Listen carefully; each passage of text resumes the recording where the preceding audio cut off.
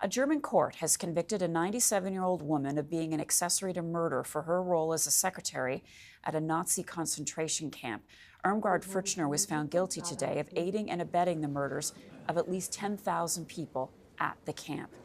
Joining me now with more is CTV's chief international correspondent, Paul Workman. He is in London. Paul, give us some of the background on who this woman is and what she did. It's quite an extraordinary story of justice pursued and justice prevails in this case.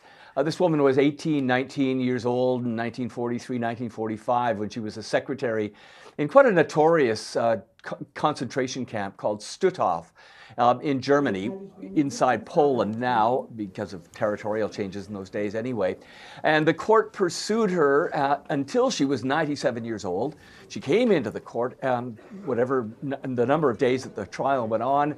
An ambulance brought her. She was brought in a wheelchair. She wore a mask over her face, sunglasses, and the case went forward with about 30 witnesses, family members, some survivors of Stutthof, to try to show that she, in fact, had been much more than a secretary, that her work had involved supporting what the Nazis were doing at that point in this concentration camp, and that's what the court agreed in the end. She was being tried as a juvenile because she was so young back in 1943, 1945 when this all happened.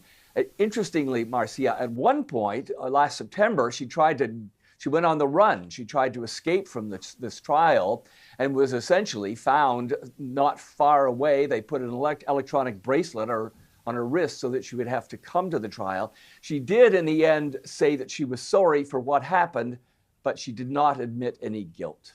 Is she going to prison, Paul? No. This is really interesting. She's got a 2-year suspended sentence, probably because it was a juvenile court and probably because of her age. This outraged some of the people who were involved in the trial, family members, relatives, that sort of thing, who thought that even though she should not be sent to jail, the sentence should reflect the seriousness and the horror of the crimes that she was involved with. What a story indeed. Okay, so she's 97. So, Paul, how likely is it we will see more trials like this, given the time frame?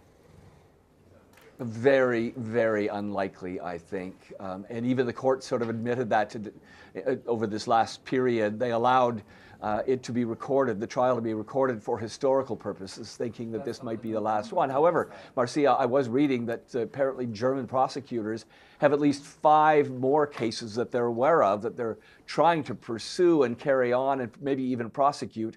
That is, of course, if those accused people are still living by the time they get to court. Yeah, if they're still alive. Paul Workman for us in London. Paul, thank you for that.